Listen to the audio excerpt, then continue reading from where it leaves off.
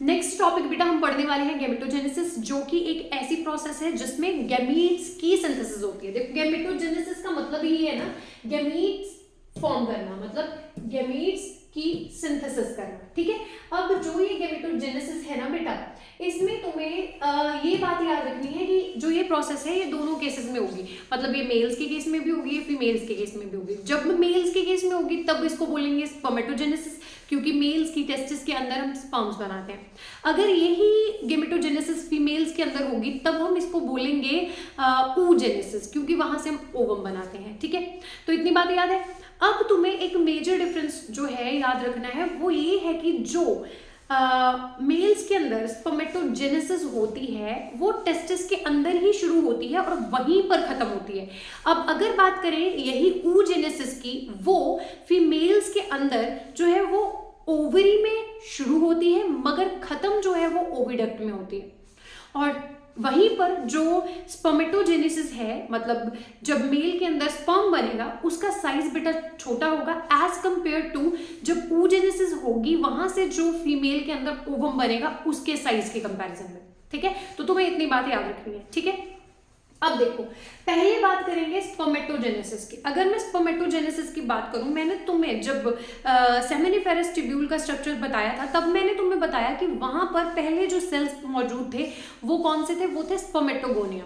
अब उन्हीं जो स्पर्मेटोगोनिया में डिवीजन हुई थी, मतलब माइटोसिस हुई थी, तो वहां से हमें क्या मिले थे, वहां से हमें प्राइमरी स्पर्मेटोसाइट्स मिले थे। स्पर्मेटोगोनिया में माइटोसिस की हेल्प से प्राइमरी स्पर्मेटोसाइट्स बने थे, याद है तुम्हें। फिर इन्हीं प्राइमरी स्पर्मेटोसाइट्स में जब फर्स्ट मायोटिक डिवीजन, मतलब फर्स्ट मायोसिस हुई थी, तो वहां से हमें क्या मिला, वहां से हमें सेकेंडरी स्पर्मेटोसाइट मिले थे। क्या मिले थे हमें, सेकेंडरी स्पर्मेटोसाइट्स मिले थे, ठीक है। अब यही जो सेकेंडरी स्पर्मेटोसाइट्स हैं बेटा, अब इनमें फर्दर जब सेकेंड मायोटिक डिवीजन होगी तो यहां से बेटा स्पर्मेटिड बनते थे। यहां से क्या बनते थे, स्पर्मेटिड बनते थे। यही जो स्पर्मेटिड थी इनकी क्या होती थी बेटा, इनकी स्ट्रक्चरल डेवलपमेंट होती थी, इनको स्ट्रक्चरली मॉडिफाई किया जाता था। किनकी हेल्प से, सर्टोली सेल्स की हेल्प से, है ना। तो फिर ये जब मॉडिफाई हो जाते थे तब इनके पास पूंछ आ जाती थी, तब इनके पास पूंछ प्रॉपर आ जाती थी, इनका एक्रोसोम प्रॉपर बन जाता था। तो उस स्ट्रक्चर को हम क्या बोलते थे बेटा, उसको हम बोलते थे स्पर्म या फिर स्पर्मेटोजोआ। उसको क्या बोलते थे हम, स्पर्मेटोजोआ या फिर स्पर्म। अब स्पर्मेटिड से जो तुमने ये स्पर्मेटोजोआ बनाया या स्पर्म बनाए, ये क्या किया तुमने, डिफरेंशिएशन की, इन सेल्स को इन सेल से डिफरेंशिएट किया, है ना। तो जब भी तुमने इतना प्रोसेस पूरा कवर किया, इस पूरे प्रोसेस को हम क्या बोलते हैं, स्पर्मेटोजेनेसिस। स्पर्म्स की सिंथेसिस कर ली तुमने। जो पहले तुम्हारे पास स्पर्मेटोगोनिया थे उनके पास 46 क्रोमोसोम नंबर था। अब जो तुम्हारे पास ये स्पर्मेटिड या फिर स्पर्मेटोजोआ बने हैं, इनके पास तुम्हारे पास, क्योंकि यहाँ तुम देखो सेकेंडरी स्पर्मेटोसाइट में तुम्हारे पास मायोसिस हुई, और मायोसिस का मतलब क्या होता है, रिडक्शनल डिवीजन। तो यहाँ पर क्रोमोसोम का नंबर अल्टीमेटली कम होगा ना पहले से, तो यहाँ पर क्रोमोसोम नंबर क्या होगा, 23। फिर से तुम्हारा जो ये स्पर्मेटिड था वो तो फिर स्पर्मेटोजोआ में जस्ट क्या होके गया है, मॉडिफाई होके गया है, तो उसके पास भी 23 क्रोमोसोम ही रहेंगे। तो ये क्या है कि यहाँ पर तुमने रिडक्शनल डिवीजन करके तुमने क्या कर लिया, हैप्लॉइड गैमीट्स फॉर्म कर लिए। और जब तुमने ये गैमीट्स फॉर्म कर लिए, इस प्रोसेस को तुमने क्या बोला, स्पर्मेटोजेनेसिस। अब यहाँ से तुम्हें दो डिफरेंट और टर्म्स याद रखनी है। एक होता है स्पर्मिएशन, एक होता है स्पर्मियोजेनेसिस, एक होता है स्पर्मेटोजेनेसिस। देखो स्पर्मेटोजेनेसिस में तो तुमने ये सारे स्टेप्स मेंशन करने हैं, ठीक है। स्पर्मियोजेनेसिस क्या है बच्चों, एक स्पर्मेटोजेनेसिस का फेज है जिसमें स्पर्म की मॉडिफिकेशन होनी होती है। मतलब हम ये बोलेंगे स्पर्म की नहीं, स्पर्मेटिड की मॉडिफिकेशन होनी है, ठीक है। देखो जब तुमने सर्टोली सेल की हेल्प से स्पर्मेटिड को मॉडिफाई किया, उसका प्रॉपर एक्रोसोम बनाया, प्रॉपर तुमने उसको टेल दी, तो तुमने प्रॉपर स्पर्मेटोजोआ बनाया। जब तुमने ये स्ट्रक्चरल चेंजेस उसमें लाए तो उसको तुम बोलोगे स्पर्मियोजेनेसिस। तो उसको तुम क्या बोलोगे, स्पर्मियोजेनेसिस। अब अगर बात करें कि जो स्पर्मिएशन है वो क्या है, जो तुमने ये स्पर्मेटोजोआ यहाँ से स्पर्म्स बना लिए उनको हम जो ये तुम्हारे पास मानो ये क्या है, ये है सेमिनिफेरस ट्यूब्यूल। अब ये उसके रहे सर्टोली सेल्स एंड ऑल, है ना, तो ये उसके सारे सेल्स। अब जो तुमने यहाँ से इस खाली स्पेस में जब इन स्पर्म्स को भेजा यहाँ से मॉडिफिकेशन के बाद, जब ये ल्यूमन में आए बेटा, ल्यूमन में रिलीज होने की process after proper structural modifications, तो उसको क्या बोलते हैं, स्पर्मिएशन। उसको क्या बोलते हैं, स्पर्मिएशन। ठीक है, ये 3 चीजों में डिफरेंस तुम्हें पता होना चाहिए। बढ़ते हैं अब आगे। अब देखो, मैंने तुम्हें पढ़ाना है oogenesis। oogenesis का मतलब क्या है कि तुमने oocyte या ओवम बनाना है। oogenesis क्या है, फीमेल गैमीट बनाने की प्रोसेस, फीमेल गैमीट फॉर्मेशन है। ठीक है, अब जो फीमेल गैमीट फॉर्मेशन है, इसमें हमें क्या देखने को मिलता है, तुम्हें पता है कि जब ये oogenesis स्टार्ट होती है तो ये एम्ब्रियोनिक स्टेज पे स्टार्ट होती है। मतलब जब एक फीमेल प्रेग्नेंट होती है तो उसकी, औरत की बॉडी के अंदर जब एक फीमेल एम्ब्रियो डेवलप हो रहा होता है तो उसके जो ओवरीज होती हैं उनके अंदर क्या होते हैं, कुछ सेल्स मौजूद होते हैं जिनको हम क्या बोलते हैं, oogonia। ठीक है, जिनको हम क्या बोलते हैं, oogonia। अब इन्हीं oogonia में क्या होती है, डिवीजन होती है, माइटोसिस होती है, जिसकी वजह से यहाँ से बन जाते हैं मैं ऐसे लिखूंगी प्राइमरी oocyte, जिसमें क्या बन जाते हैं, प्राइमरी oocyte।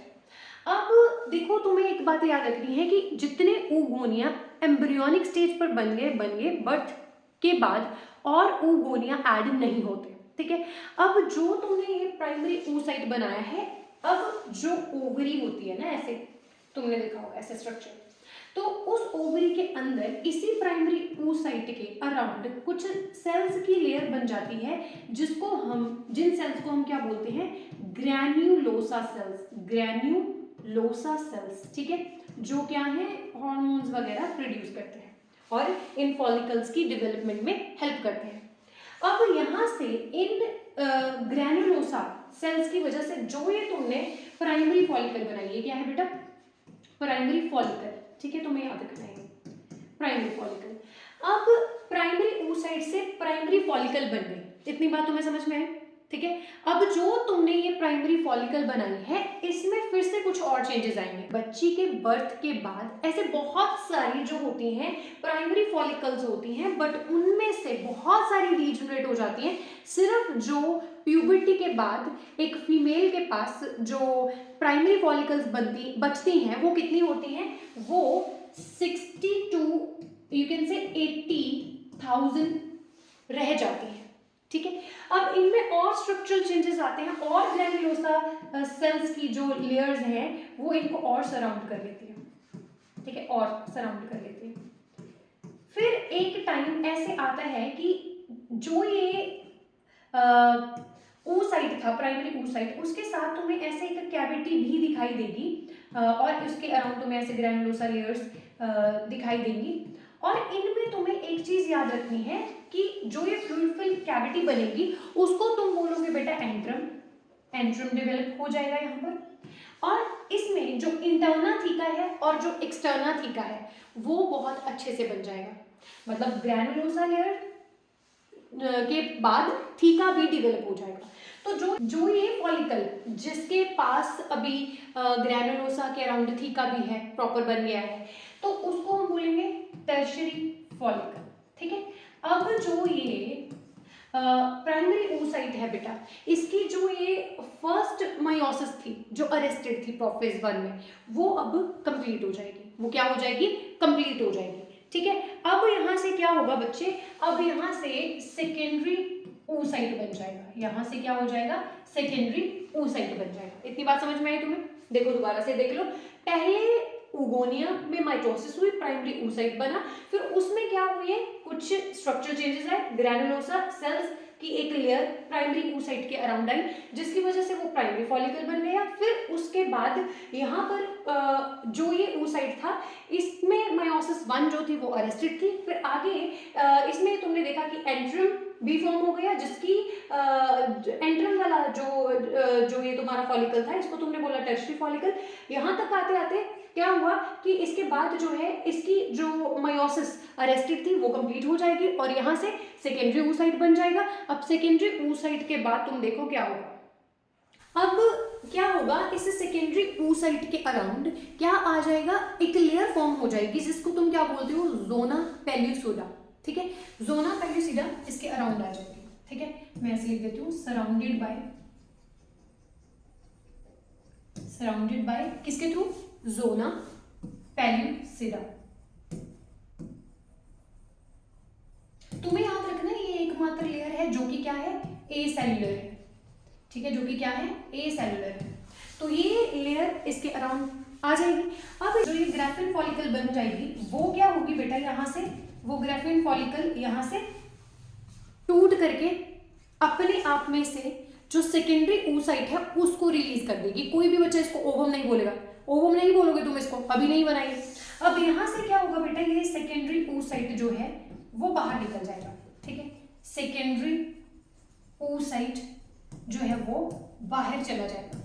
ये सेकेंडरी oocyte कहां पर जाएगा बेटा, ये जाएगा फैलोपियन ट्यूब में। कहां जाएगा बेटा, फैलोपियन ट्यूब में या फिर ओविडक्ट में।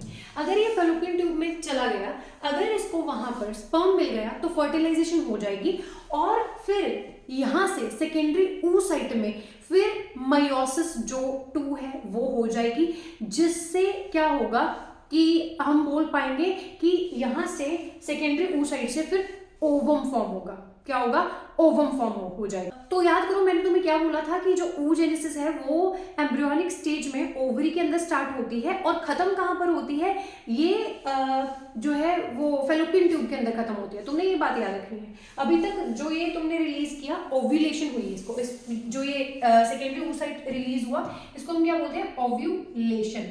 ठीक है, ओव्यूलेशन याद रखना, अरे यू भी आएगा, यू ओव्यूलेशन। ठीक है, तो यहाँ पर क्या होती है, ओव्यूलेशन होती है। इतनी बात याद रखो, फटाफट से इसका स्क्रीनशॉट कर लो। चलो बढ़ते हैं आगे। चलो अब तुम्हें इतना समझ में आया, अब चलते हैं वो जो हमने फ्लो चार्ट देखा था उसको हम देखते हैं दोबारा कि क्या वहां पर यही बातें हो रही है। ठीक है, चलो देखो, चलो आओ देखो। जो ये oogenesis है इसमें मैंने क्या बोला कि oogonia जो है वो एम्ब्रियोनिक स्टेज में होते हैं, एक जो हम बोल सकते हैं ग्रोइंग एम्ब्रियो के पास। ठीक है, जो फीमेल होता है। अब उसके ओगोनिया में माइटोसिस की वजह से प्राइमरी oocyte बन जाते हैं। वही प्राइमरी oocytes की आगे ग्रैनुलोसा सेल्स के साथ कवरिंग बन जाती है, मतलब यहाँ से प्राइमरी फॉलिकल वगैरह बन जाता है। फिर उसके बाद क्या होता था, प्यूबर्टी के टाइम पर बहुत सारे प्राइमरी oocytes से बनी हुई प्राइमरी फॉलिकल्स जो थी वो डीजनरेट हो जाती थी, मतलब 60 to 80,000 सिर्फ जो प्राइमरी फॉलिकल्स थी वो बचती थी।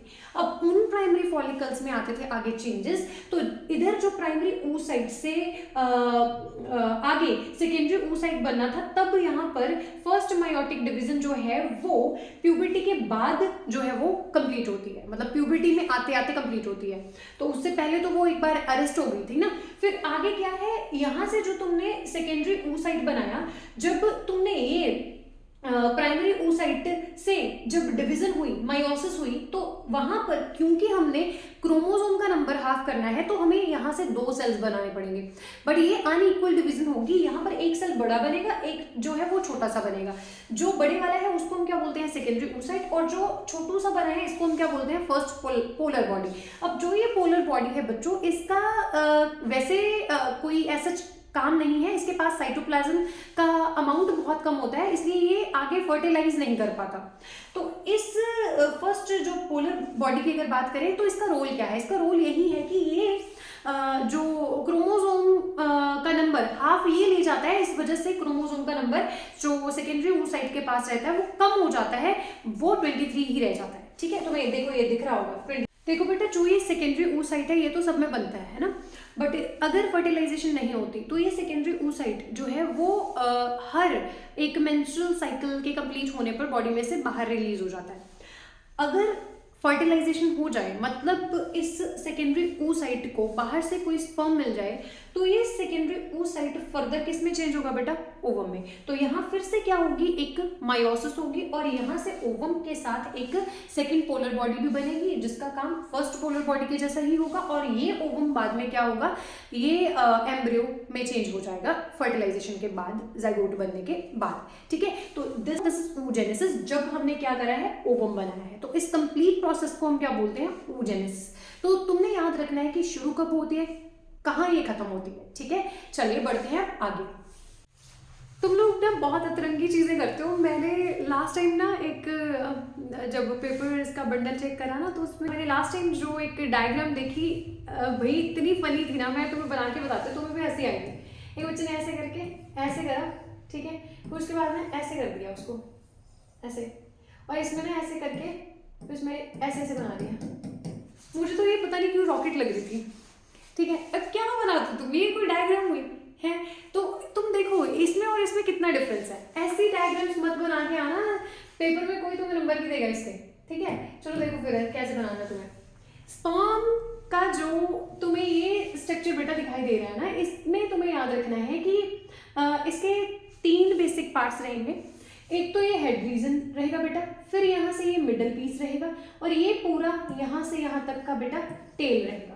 ठीक है, इसको पूरे को हम बोलते हैं मिडल पीस, इस पूरे को हम बोलते हैं हेड। तो 3 हिस्सों में जो है वो स्पर्म बंटता है। ठीक है, अब जो हेड रीजन है बेटा, इसमें ना तुम्हें यहाँ हेड रीजन से जो तुम्हारा ये मिडल पीस है, इसमें तुम्हें प्लाज्मा मेम्ब्रेन दिखाई देगी। उसके बाद प्लाज्मा मेम्ब्रेन नहीं रहती बेटा, तुम्हें याद रखना ये बात।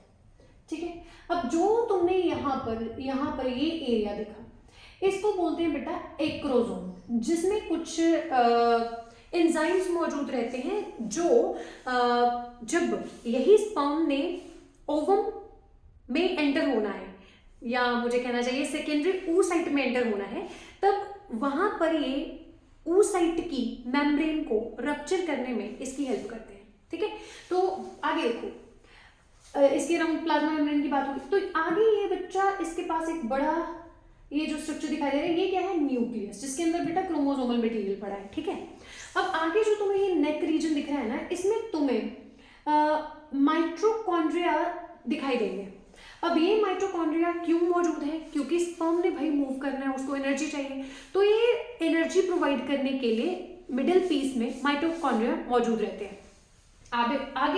अब आगे मूव करने के लिए इसके पास क्या होती है, टेल होती है। बस इतना तुमने याद करना बेटा, उससे ज्यादा नहीं। वो रॉकेट जैसे स्ट्रक्चर्स मत बनाना, बहुत गंदा लगता है वो।